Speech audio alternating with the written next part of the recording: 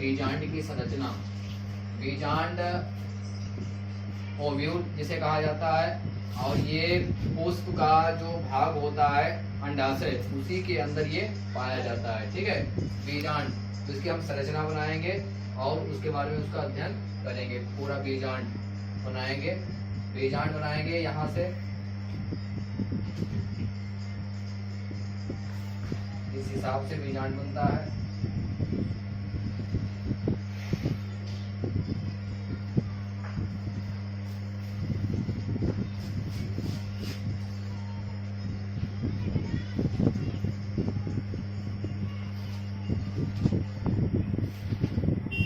ये बीजांड बनेगा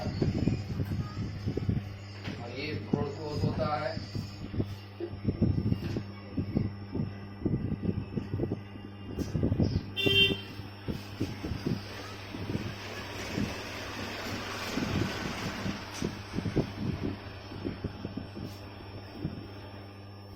ठीक है, ये संरचना है बीजांड की।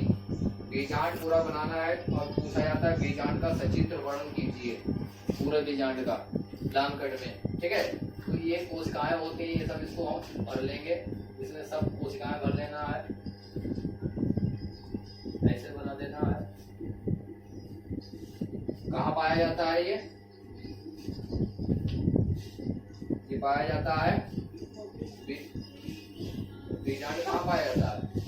अंडाशय में, ओवरी में। स्ट्रक्चर ऐसे बनाना है इसको, ये कोशिकाएं भर देना है इसे।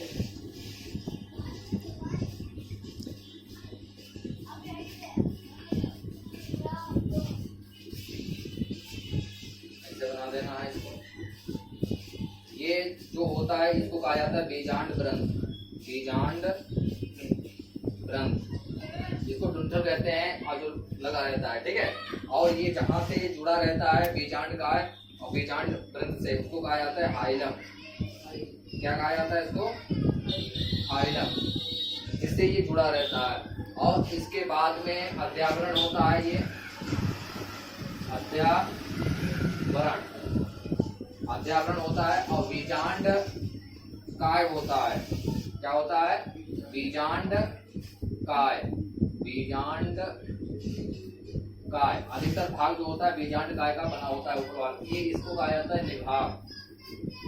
निभाग इसको कहा जाता है निभाग, और इसको हाइलम कहा जाता है, या इसको नाभिका भी कहा जाता है। नाभिका, नाभिका भी कहा जाता है। हाइलम अंग्रेजी में कहा जाता है, नाभिका हिंदी में कहा जाता है। बीजांड ग्रंथ स्टॉक होता है, स्टॉक इसको कहा जाता है। ये हाइलम होता है। ये पूरा चित्र है बीजांड का। यही चित्र परीक्षा में छाप देना है। अगर पूछा जाएगा बीजांड की संरचना कीजिए या बीजांड का सचित्र वर्णन कीजिए, बात एक ही। सचित्र का मतलब चित्र के सहित आपको अध्ययन इसका करना है। उसके बाद में अगर परीक्षा में पूछा जाए तो इसको छाप देना है। अब सचित्र वर्णन का मतलब क्या होता है? आपने डायग्राम बना दिया, अब यही इसी को आप बना देंगे हेडिंग। इसी को हेडिंग बना देंगे। कैसे बनाएंगे? पहली हेडिंग आ जाएगी इसमें बीजांड ग्रंथ। बीजांड ग्रंथ, ठीक है।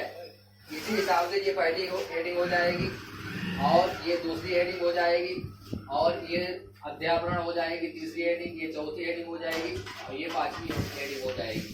इस हिसाब से इसका अध्ययन करना है। बीच में इसको कहा जाता है भ्रूणकोश। क्या कहा जाता है? भ्रूणकोश।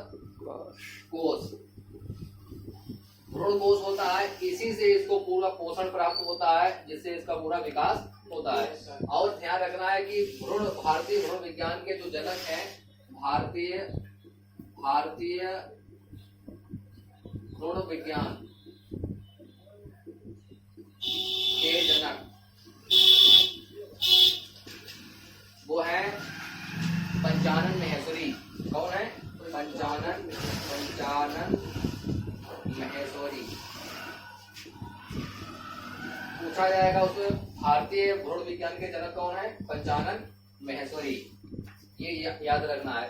तो ये पूरा इस पूरे पर इसको चित्र को कहा जाता है भ्रूणकोश। ये कहाँ पाया जाता है? बीजांड के अंदर एक बीजांड होता है, ओव्यूल होता है, जिसे हमने चित्र उसमें कल बताया था, और जहाँ पर वो होता है जिसको कहा जाता है अंडाशय, और उसी के अंदर पाया जाता है जिसको कहा जाता है बीजांड। बीजांड के अंदर होता है भ्रूणकोश, जिससे इसको पूरा पोषण प्राप्त होता है। तो इनके अलग अलग भाग हमने बताया था कि इसमें होता है त्रिसलयन, ट्रिपल, इसमें होता है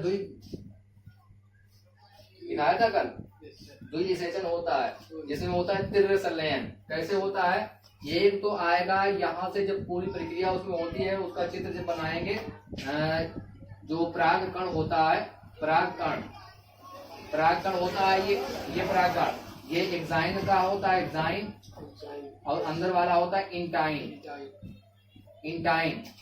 और ये जो पराग कण होता है दो लेयर का बना होता है, एक्साइन और इंटाइन।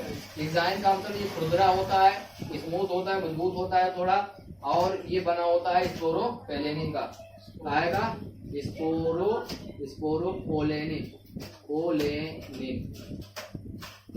और अंदर का जो भाग होता है उसको कहा जाता है इंटाइन। इसको बाह्य त्वचा भी कह सकते हैं, इसको अंतर त्वचा कहते हैं, ठीक है। इसका जो बना होता है वो पेक्टोसेल्यूलोज का,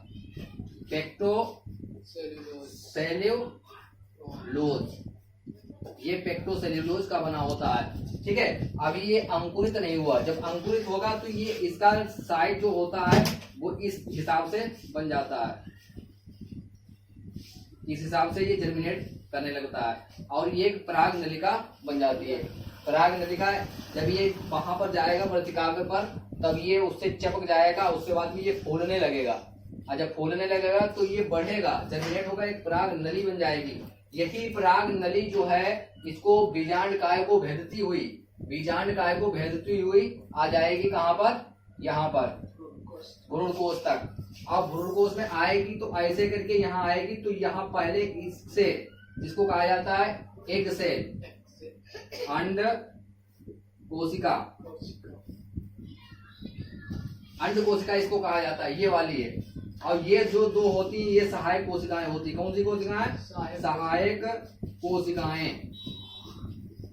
ये सहायक कोशिकाएं होती हैं दो। इसके बाद में इसको ध्रुवीय केंद्रक कहा जाता है या द्वितीयक कोशिका कहा जाता है। ध्रुवीय केंद्रक।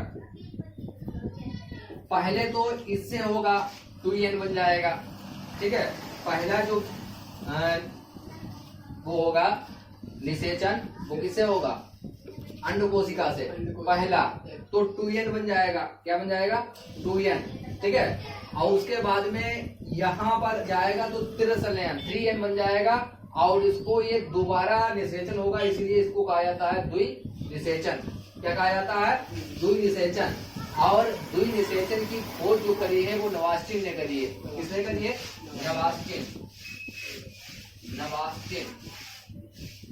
नवास्टिन ने खोज करी है द्विनिषेचन की। काहे की? द्विनिषेचन, डबल फर्टिलाइजेशन, इसकी खोज करी है नवास्टिन ने। और एक बहुभ्रूणता पूछा जाता है। बहुभ्रूणता तो पता होगा, ठीक है। बहुभ्रूणता क्या होता है? बहु माने बहुत, और भ्रूण माने पॉलीगेमी, इसको कहा जाता है बहुभ्रूणता। इसकी खोज करी है ल्यूवेनहॉक ने। ल्यूवेनहॉक एक साइंटिस्ट है और बहुभ्रूणता की खोज करी है, ठीक है। इसमें क्या होता है कि एक ही बीज से कई भ्रूण तैयार हो जाते हैं, अनेक भ्रूण।